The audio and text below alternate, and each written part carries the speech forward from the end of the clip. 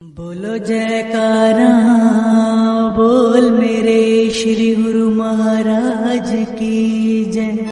सौभाग्यशाली गुरुमुखो, इन सब व्रत कार्यों के अतिरिक्त आपके दिव्य मोज श्री प्रयाग धाम के इतिहास को चित्रित करवाने की उठी। इस हेतु आपने यह सेवा कुछ शरणागत कलाकारों को सौंपी। स्वयं भी पूरी लगन से उन्हें एक एक चित्र का शीर्षक देते और अपनी देख रेख में ही यह सारा कार्य संपन्न करवाया। इन चित्रों के माध्यम से यह दर्शाया गया कि किस प्रकार पहले यहाँ की ऊबड़ खाबड़ जमीन काले पत्थरों से भरपूर थी। यहाँ कोई गाड़ी अथवा वाहन तो आ ही नहीं सकता था। पानी का भी सर्वथा अभाव था। न यातायात के साधन उपलब्ध थे और न ही भूमि को आबाद करने का कोई साधन थे। उस समय वहाँ शरणागत बहुत कम थे।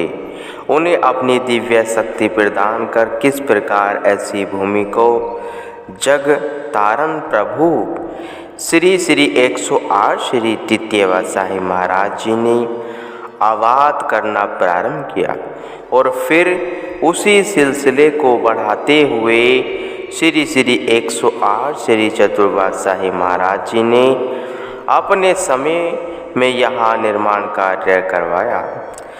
कर्म योगी त्रिलोकीनाथ श्री 108 श्री पंचम बादशाही महाराज जी ने उन्हीं पावन वचनों को साकार करने हेतु अद्भुत रूप से इस धरा की कायाकल्प ही कर दी। श्री परमहंस अद्वैत मंदिर के निर्माण के साथ महातीर्थ श्री प्रयाग सरोवर और श्री प्रयाग शांति भवन की रचना, शिमला पार्क, वह उद्यान और दैनिक आवश्यकताओं की पूर्ति के लिए अन्य भवनों का निर्माण आदि सब कार्य की इन चित्रों के माध्यम से संपूर्ण जानकारी मिलती है। कलाकृति इन अनुपम रचनाओं को प्रयाग सत्संग भवन के ऊपर बनी हुई गैलरी की दीवारों पर सुसज्जित करवाया ताकि प्रत्येक गुरुमुख इन चित्रों का अवलोकन कर श्री प्रयाग धाम के संपूर्ण इतिहास की जानकारी प्राप्त कर सके। इसके साथ साथ विभिन्न प्रकार के पुष्पों की बहुत ही सुंदर कलाकृतियाँ बनवाकर श्री परमहंस अद्वैत मंदिर और श्री प्रयाग शांति भवन की दीवारों पर लगवाए। कई अन्य स्थानों पर कहीं रंगीन चित्र बनवाकर और कहीं भक्ति भाव संपन्न दोहे लिखवाकर कला के क्षेत्र में अपनी पूर्ण रुचि प्रदर्शित की। श्री सद्गुरुदेव महाराज जी के इन महान उपकारों के लिए सब प्रेमी गुरुमुख अनुयायी कृतज्ञ हैं। युग युगांतरों तक श्री परमहंसों के दिव्य शक्ति के साकार रूप अमर ज्योति ग्रंथ में पढ़ सुनकर इन चित्रों को देखकर धन्य हो जाएंगे।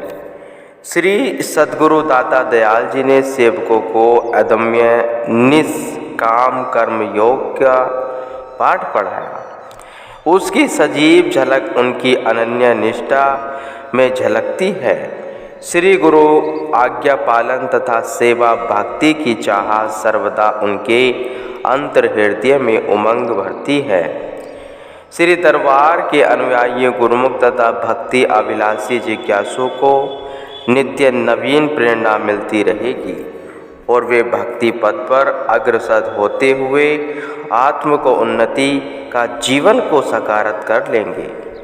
श्री परमहंस दाता दयाल जी की पारदर्शिता के अथक प्रयासों से श्री परमहंस अद्वैत मत की श्री प्रयाग धाम में विशाल एवं महान परमार्थिक रचना अद्भुत स्वरूप में असंख्य जीवों को आत्मिक संपदा से माला माल करने में समक्ष है। विश्व के सभी स्थानों से आकर जिज्ञासु दर्शनार्थी एवं अनुयायी सुविधापूर्वक सेवा, सुमरण, सत्संग, दर्शन, ध्यान का लाभ उठाते हैं। अनुशासनबद्ध प्रत्येक स्थान की सुव्यवस्था से अभूतपूर्व मानसिक शांति पाकर हर्षाते हैं और इसकी गौरव अगाथा को सुनाते हैं।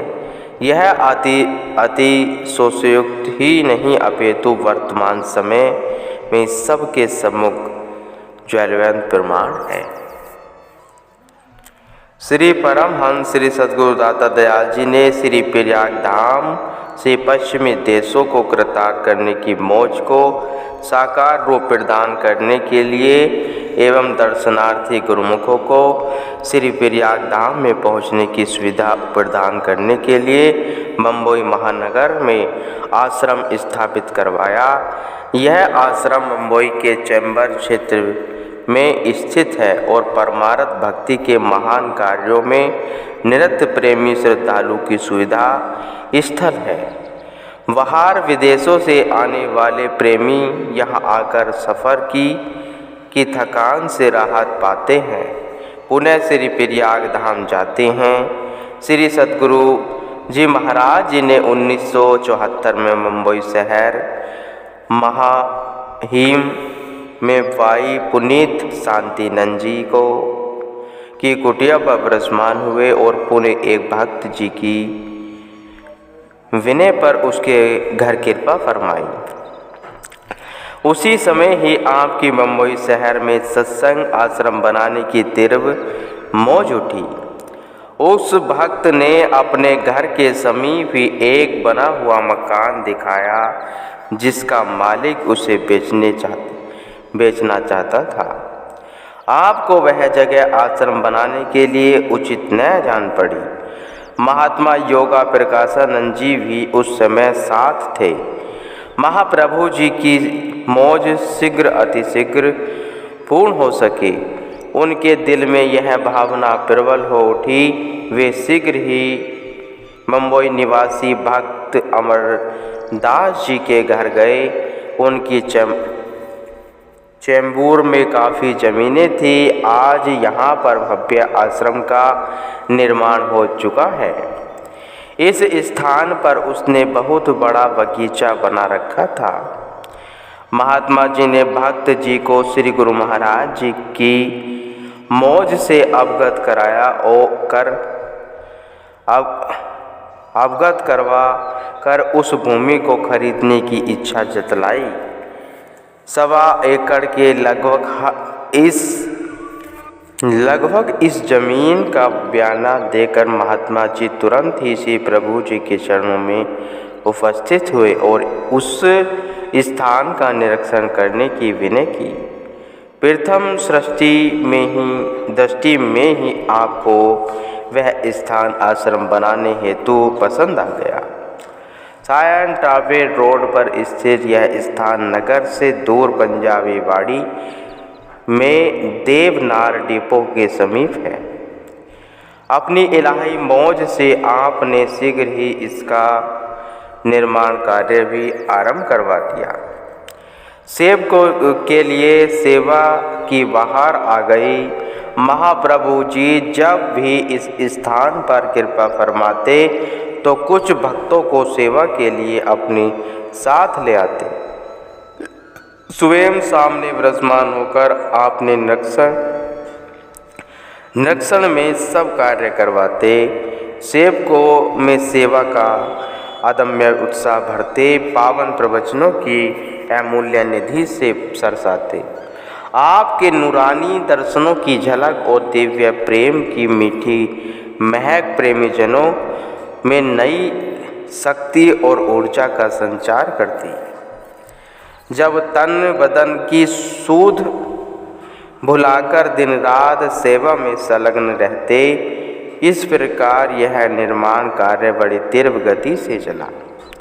3 वर्षों में ही श्री मंदिर और भक्तजनों एवं भक्तानियों के लिए रहने का स्थान आलीशान रूप में बनकर तैयार हो गया।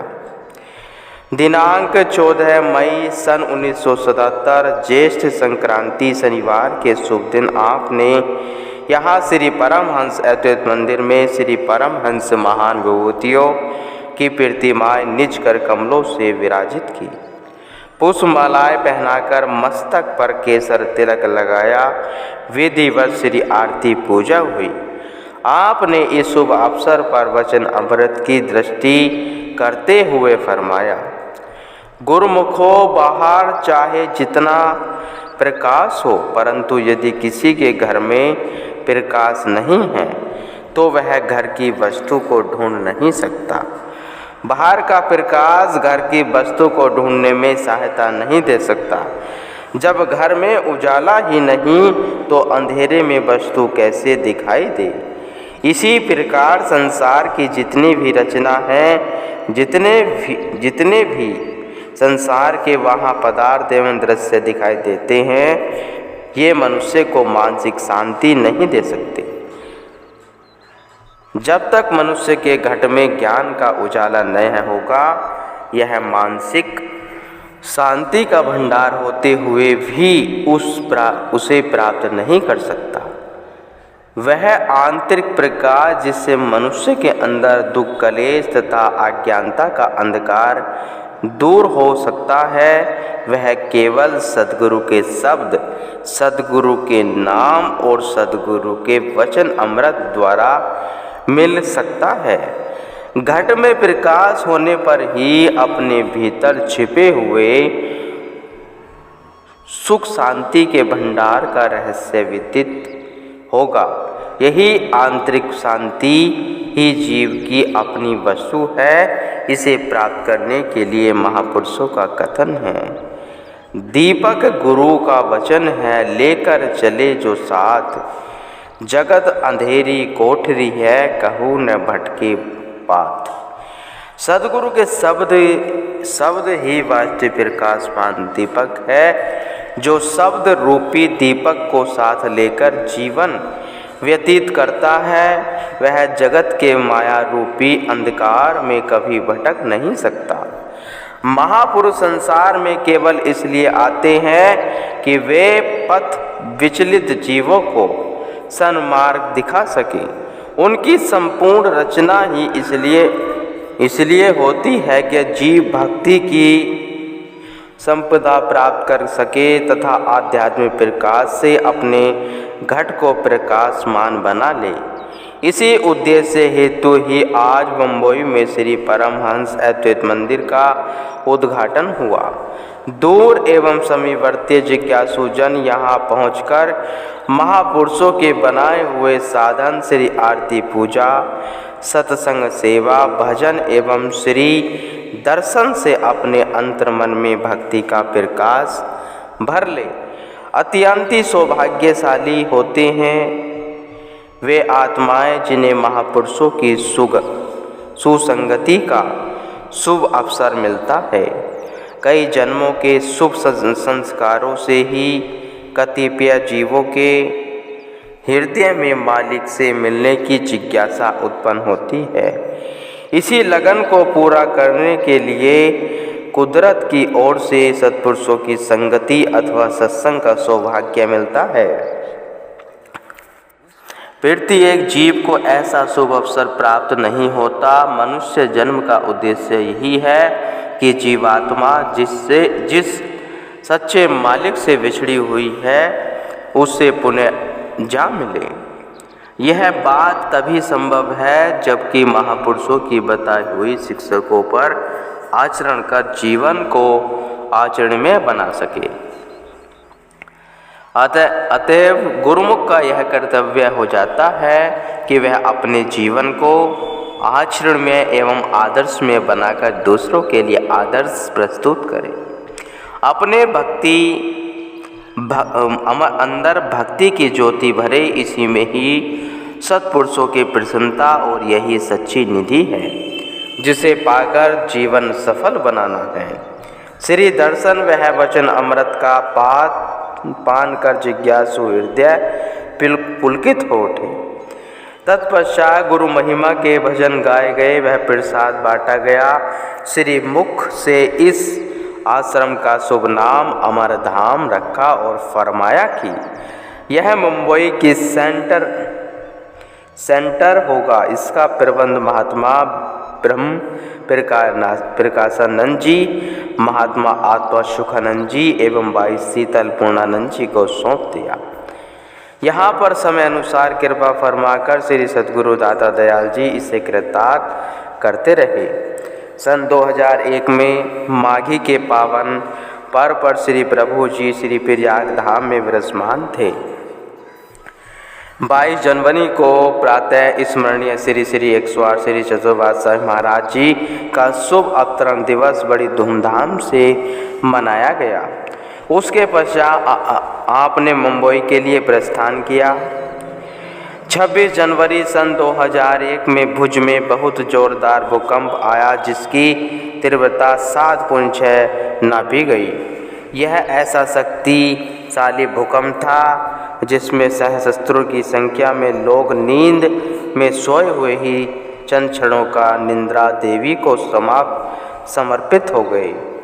बड़ी बड़ी इमारतें ढहकर ढेर हो गई। इस हादसे में जन माल का कितना नुकसान होता था यह तो स्वयं कुदरत ही जानती है, लेकिन कुदरत से भी ऊपर महापुरुषों की शक्ति है जो बार बार अपने प्रेमी गुरुमुखों को जीवन दान देती है। यहाँ भी कुछ ऐसा ही सहयोग बना। हुआ यह कि प्रातः 3:30 बजे के लगभग जब सब लोग कुछ ही पलों के बाद होने वाले प्राकृतिक प्रकोप की क्रूरता से अनभिज्ञ निद्रामग्न थे, उस समय प्रकृति के रहस्य को जानने वाले भविष्य दृष्टा महापुरुष जीवों के सच्चे खैरख्वाह भक्तवत्सल करुणावत्सल श्री सद्गुरु महाराज जी अपने प्रेमी भक्तों से सहानुभूति की प्रति पूर्ण सहज थे, सजग थे। आपने कुछ ही पलों में आने वाले प्रलय से होने वाले जनहानि को भांपते हुए इस अनहोनी का बहुत सा भाग अपने सुकोमल तन पर उठा लिया। उस समय महात्मा योगा नित्यानंद जी ऊपर कक्ष में सेवा में मौजूद थे। महाप्रभु जी उन्हें अपनी दाहिनी बाजू में दर्द निवारक मरहम लगाने का आदेश दिया। साथ में फरमाया कि आश्रम में मौजूद सभी गुरुमुखों को भजन पर बैठाने के लिए सचेत करें। महात्मा जी ने मरहम लगाया और तुरंत ही नीचे जाकर सभी गुरुमुखों को श्री आज्ञा सुनाते हुए भजन पर बैठ जाने के लिए कहा। सभी गुरुमुख जन आलस्य, प्रमाद एवं निंद्रा छोड़कर भजन में अभ्यास में बैठ जाते। इसी प्रकार आपने अपने सुकोमल तन पर कष्ट उठाकर सबको भीषण आपदा से बचाया। जन साधारण के प्रति यह आपका असीम एवं अतुलनीय प्रेम था, जिसके वशीभूत होकर उनकी समस्त जिम्मेवारी स्वयं उठा ली और उन पर आँच भी न आने दी। गुरुमुख।